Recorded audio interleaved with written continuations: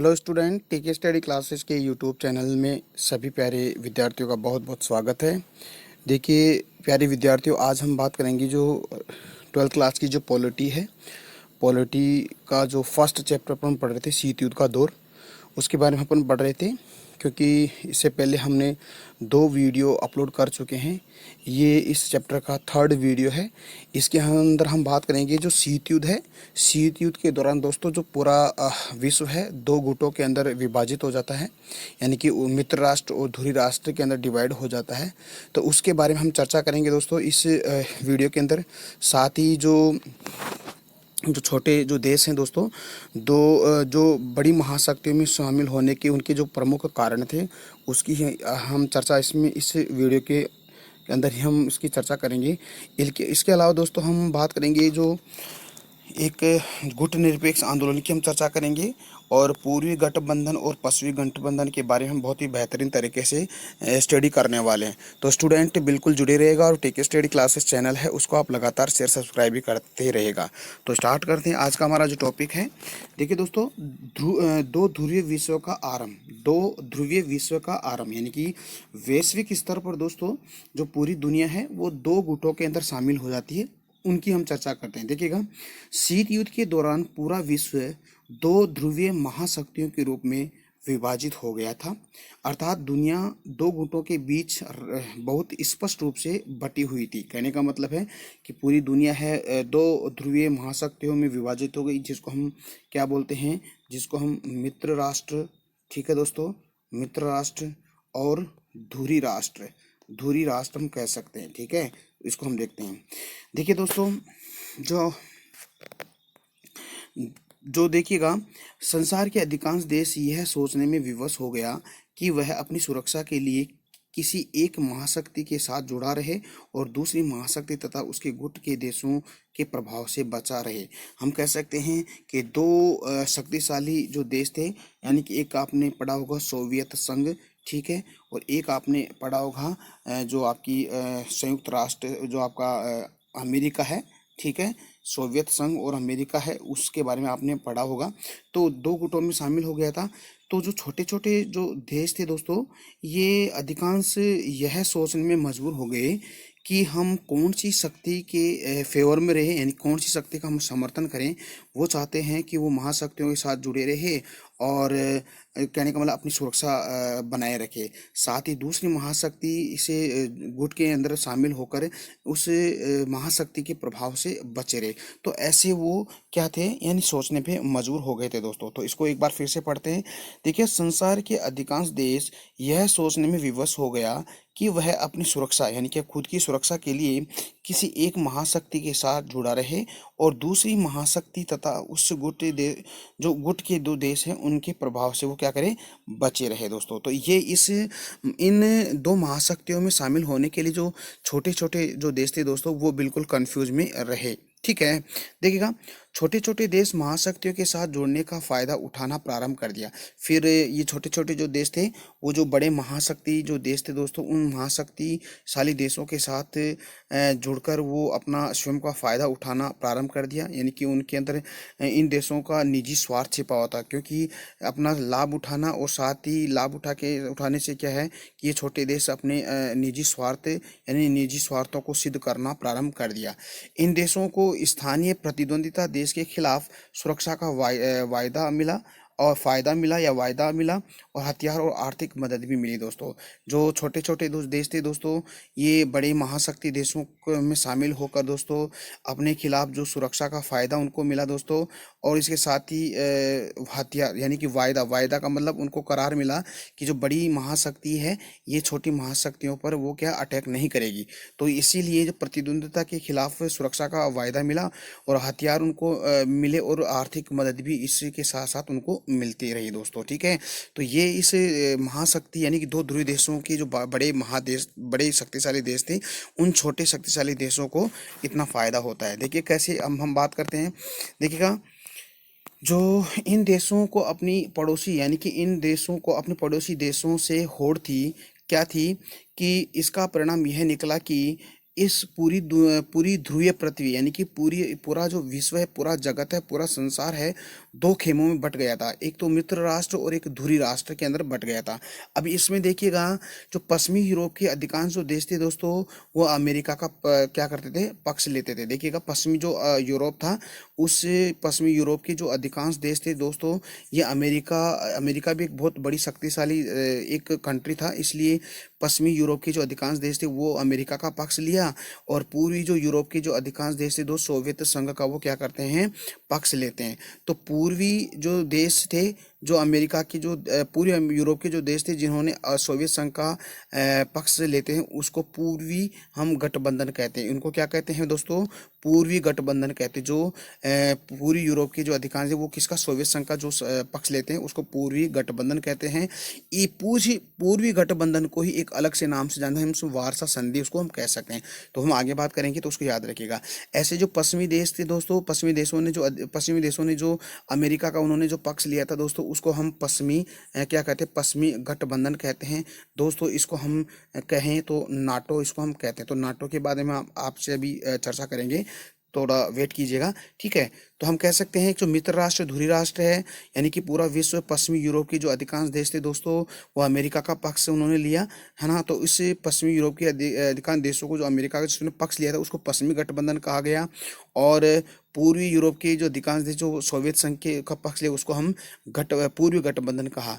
ऐसे पूर्वी गठबंधन को वारसा संधि के नाम से जाना जाता है, और पश्चिमी जो गठबंधन उसको हम नाटो के नाम से हम जाने जाते हैं। तो हम यूँ कह सकते हैं कि इसीलिए ये दो खेमे पश्चिमी और पूर्वी गठबंधन के नाम से भी उनको जाना जाता है। तो दोस्तों, अगर आपसे पूछा जाए कि पूर्वी गठबंधन और पश्चिमी गठबंधन क्या थे दोस्तों, तो आपको बताना है कि पूर्वी गठबंधन और जो पश्चिमी जो गठबंधन थे दोस्तों, ये जो देश है, पूरा विश्व है, दो बड़ी महाशक्तियों में विभाजित हो जाता है, जिसमें जो दो बड़ी शक्ति, एक अमेरिका और एक सोवियत संघ। अमेरिका का पक्ष लेने वाला जो पूर्वी यूरोप के कॉन्टिनेंट है, उस पूरी पश्चिमी यूरोप के कॉन्टिनेंट की जो कंट्री थे वो अमेरिका का पक्ष लेते हैं, उसको पश्चिमी गठबंधन या हम उसको नाटो कहते हैं। ऐसे ही पूरी यूरोप के अधिकांश जो देश थे जो सोवियत संघ का उन्होंने पक्ष लिया, उसको पूर्वी गठबंधन या उसको वारसा संधि के नाम से हम जानते हैं। तो ये था पश्चिमी गठबंधन और पूर्वी गठबंधन, ठीक है। अब देखिए एक एक के बारे में चर्चा करते हैं कि पश्चिमी गठबंधन क्या था। देखिएगा दोस्तों, जो आपका पास पश्चिमी गठबंधन है दोस्तों, ठीक है। देखिएगा, पश्चिमी जो गठबंधन अपने आप को एक संगठन रूप लिया, यानी कि एक संगठन का वो रूप लेते हैं पश्चिमी गठबंधन, जिसे हम उत्तरी अटलांटिक संधि संगठन के नाम से हम जानते हैं, ठीक है। जो पश्चिमी जो गठबंधन था जिसको हम नाटो कह सकते हैं, ठीक है, तो उसको हम किस नाम से जाने जाते हैं, इसको हम उसको हम उत्तरी अटलांटिक संधि संगठन के नाम से जानते हैं। अगर हम शॉर्ट में इसको कहें तो इसको हम नाटो कहते हैं दोस्तों। अब देखिएगा नाटो क्या है। देखिएगा, सबसे पहले हम देखते हैं कि जो नाटो है, यानी कि हम कह सकते हैं कि उत्तरी अटलांटिक संधि संगठन की स्थापना अप्रैल 1949 यानी कि अप्रैल 1949 में इसकी स्थापना होती है दोस्तों। और इसके अंदर कम से कम 12 कंट्रीज के सदस्य देश होते हैं, ठीक है। तो याद रखिएगा दोस्तों, जो आपका पश्चिमी जो गठबंधन है उसको जिसको हम नाटो के नाम से जाने जाते हैं, उसका पूरा नाम है उत्तरी अटलांटिक संधि संगठन। इसकी स्थापना अप्रैल 1949 में, और इसमें 12 देश सदस्य थे, ठीक है।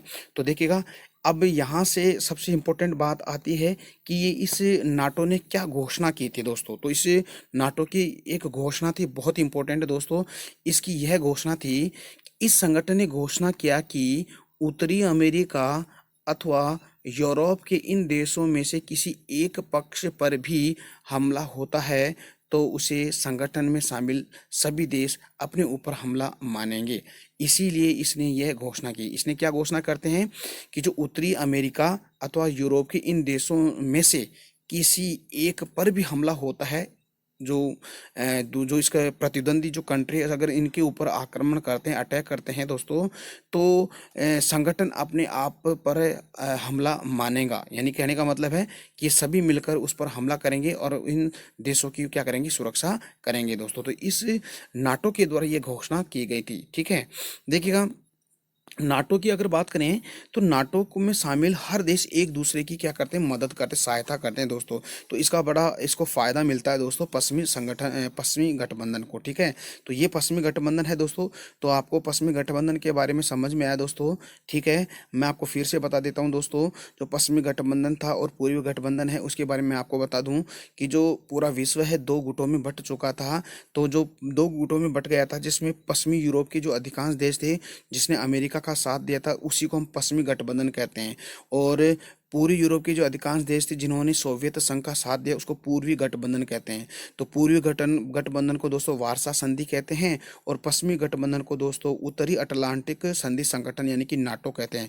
तो हमने नाटो के बारे में पढ़ा दोस्तों, एक बार फिर से सुनिएगा। नाटो क्या है कि नाटो जो है वो वह पश्चिमी गठबंधन का ही एक नाम है दोस्तों। और इस नाटो की स्थापना अप्रैल 1949 के अंदर इसकी स्थापना की गई थी, और इसमें कम से कम 12 देश शामिल थे दोस्तों। इस नाटो ने घोषणा ये है कि उत्तरी अमेरिका और यूरोप के इन देशों में से किसी भी एक पर भी हमला होता है तो उसे इस संगठन में शामिल सभी देश अपने ऊपर हमला मानेंगे, और नाटो में सदस्य देश एक दूसरे सदस्य के देश की सहायता मदद करेंगे हर दृष्टि से, यानी कि इकोनॉमिक माध्यम से मदद करेंगे या सैनिक सुरक्षा भी इससे भी मदद करेंगे दोस्तों। तो ये तो हमने बात की है दोस्तों, यानी कि जो पश्चिमी गठबंधन यानी कि नाटो है उसकी चर्चा हमने की, उत्तरी अटलांटिक संधि संगठन के बारे में हमने बात की। अब देखिए दोस्तों, पूर्वी पूर्वी जो गठबंधन है उसकी हम चर्चा करते देखिएगा। पूर्वी गठबंधन क्या था दोस्तों, मैंने कहा था कि पूर्वी गठबंधन ये था कि पूर्वी यूरोप के अधिकांश जो देश हैं वो सोवियत संघ में जो शामिल थे, यानी सोवियत संघ के वो सदस्य बन चुके थे, तो इसीलिए उसको पूर्वी गठबंधन कहते हैं। और पूर्वी गठबंधन को ही वार्सा संधि के नाम से हम जानते हैं, ठीक है।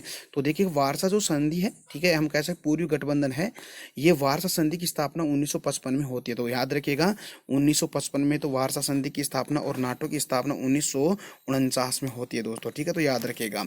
अब देखिएगा यहाँ से एक बात सामने आती है निकल के कि इसकी जो अगुवाई दोस्तों पूर्वी गठबंधन की, जो पूर्वी गठबंधन जो यानी कि वार्सा संधि थी, उसकी अगुवाई दोस्तों सोवियत संघ करता है। याद रखिए बहुत इंपॉर्टेंट है, सोवियत संघ इस पूर्वी गठबंधन वार्सा संधि की अगुवाई करता है। और इसका मुख्य उद्देश्य क्या था दोस्तों, मैंने अभी आपको बताया था कि नाटो का मुख्य उद्देश्य या नाटो ने यह घोषणा की थी कि उत्तरी अमेरिका और जो आपका अमेरिका है उसके ऊपर दोस्त यूरोप है, इसके ऊपर अगर किसी बाहरी देश यानी किसी देश के द्वारा हमला किया जाता है तो माना संगठन के ऊपर ही हमला होगा। तो ये हर जो कंट्री है वो एक दूसरे की सहायता करेंगे। तो ये तो आपका नाटो का मुख्य उद्देश्य था, उसकी घोषणा थी।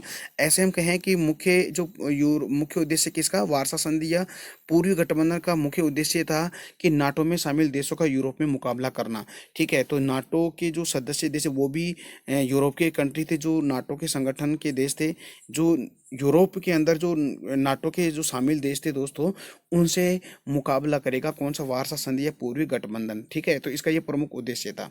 देखिए एक नोट हम देख लेते हैं, एक विशेष बात हम देखते हैं कि शीत युद्ध के दौरान अंतर्राष्ट्रीय गठबंधनों का निर्धारण महाशक्तियों की जरूरतों और छोटे देशों के लाभ हानि की गणित से होता है। हम कह सकते हैं कि शीत युद्ध के जो दौरान है दोस्तों, जो अंतर्राष्ट्रीय जो इंटरनेशनल जो गठबंधन था दोस्तों, इसका निर्धारण कैसे होता है, महाशक्तियों की जो जरूरतें होती हैं और उनके छोटे छोटे देशों को लाभ या हानि के गणित से होता है दोस्तों, ठीक है। इसका ये उद्देश्य था। महाशक्तियों के बीच तनाव पर अखाड़ा यूरोप बन चुका था, और जो दो बड़े महाशक्तियां दोस्तों, हम यूं कह सकते सोवियत संघ और अमेरिका है, इन दोनों देशों के मध्य जो तनाव का जो अखाड़ा बन चुका था दोस्तों, यूरोप कॉन्टिनेंट बन चुका था, यानी कि यूरोप के अधिकांश देश बन चुके थे दोस्तों। पूर्वी यूरोप का पूर्वी भाग देखिएगा, यूरोप का पूर्वी भाग सोवियत संघ के दबदबे में रहे, यानी कि यूरोप का जो पूर्वी भाग था वो अधिकांशतः सोवियत जो संघ था दोस्तों उसके दबदबे में रहा। इसके अलावा देखिए एक बात आपको मैं बता दूं दोस्तों, देखिए ये आपका एशिया कॉन्टिनेंट है, और ये इस एशिया का दक्षिणी भाग है, ये पूर्वी भाग है, और ये पश्चिमी भाग है।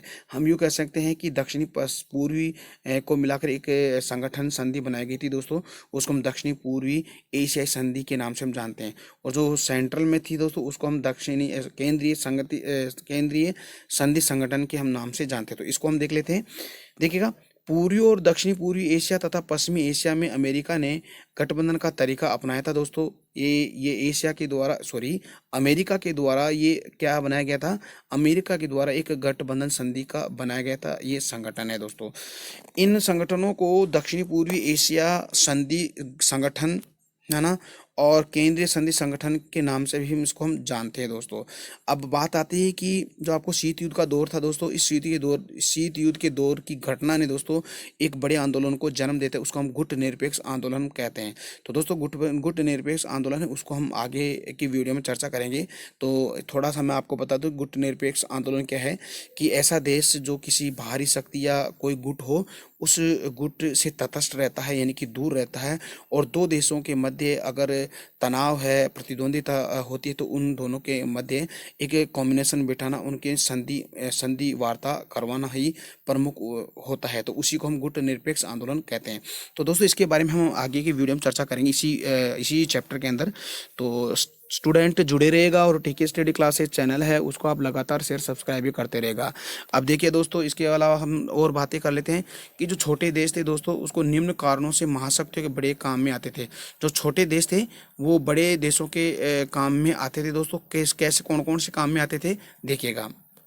आपने शायद क्यूबा का मिसाइल संगठन देखा होगा, ठीक है, क्योंकि क्यूबा पर मिसाइल संगठन, यानी कि जो सोवियत संघ, उसने जो परमाणु जो आपकी परमाणु जो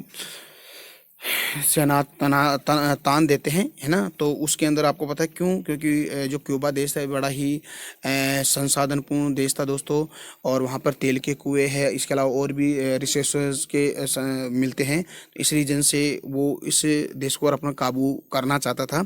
तो इसीलिए हम कह सकते हैं कि जो छोटे देश है निम्न कारणों से महाशक्तियों के बड़े काम में आते थे। कैसे? महत्वपूर्ण संसाधन क्या हो सकते हैं? एक तो होता है तेल, जैसे आप क्यूबा मिसाइल संगठन के बारे में हमने सुना होगा, और जो विभिन्न प्रकार के खनिज। इसके अलावा होता है देश से जो जो भू क्षेत्र है, भू क्षेत्र, यानी कि ताकि यहाँ से महाशक्तियाँ अपने हथियारों और सेना का क्या करते, संचालन कर सकें, ठीक है। इसके अलावा सैनिक ठिकाने हो सकते हैं। ठिकाने का मतलब यहाँ से महाशक्तियाँ एक दूसरे की जासूसी कर सकती है। एंड देन लास्ट है आर्थिक मदद भी कर सकते हैं। तो दोस्तों आज हमने जो बात की है, जो आपका शीत युद्ध का दौर है, उसका हम 3rd वीडियो अपलोड कर रहे हैं।